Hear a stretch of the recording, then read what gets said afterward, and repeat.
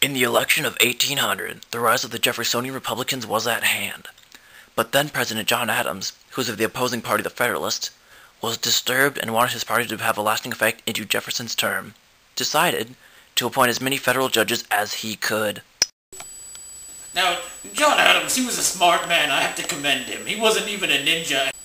By keeping a council of ninjas at the ready on the court, he prevented any shift of power that would come and pull party away from the ninjas and put them in the Federalists, by which I mean the pirates. Thomas Jefferson, he was a pirate. Benjamin Franklin, he was a ninja. King Richard, he was a pirate. He was different. No, we don't go there. He's not a very nice person at all. But it was good that John Adams could keep his own legion on the bench. It kept all the power in his party, or, well, so he thought. Dozens of new judgeships were created, and the Senate confirmed all of them. Adams signed the commission and turned them over to his Secretary of State named John Marshall. Marshall was Secretary of State at that time. Back in the day, me and John Marshall were very good friends. He was one of my gentlemen callers. We would go down to the park and play some games like stickball and croquet. And on the weekends, we would go play in the... When me and Johnny were young, he used to read law books every day because he kept telling me, "Ma'am, I want to be a lawyer." So I said, "Yeah, you should do that." When Johnny went to law school, I was a trifle sad, and we didn't stay in contact after that. I sure do miss him. But when the Jefferson administration took office, he was to become a Chief Justice.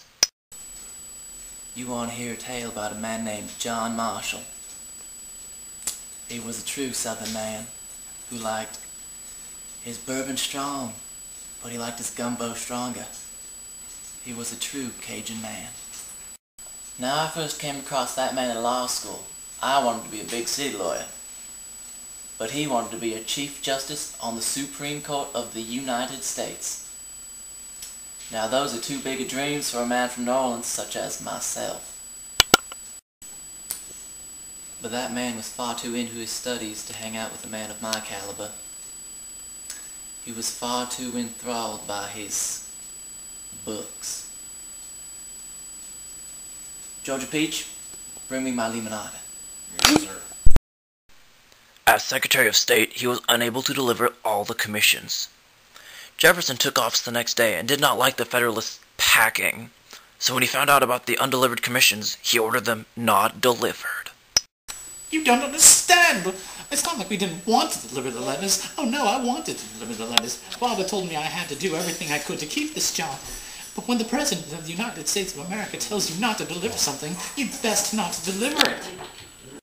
But things weren't quite as simple as that. I was told by my postmaster to deliver the letters, and the President not to. I had to do what I could, but I couldn't follow the same two orders. I'm just a simple boy. I'm just a simple boy. I don't understand the world sometimes. Why does Father get to beat me when I don't listen to him? William Marbury, who was to receive a commission, did not get one, and to fight for his commission, he brought up Section 13 of the Judiciary Act of 1789, which let the Supreme Court...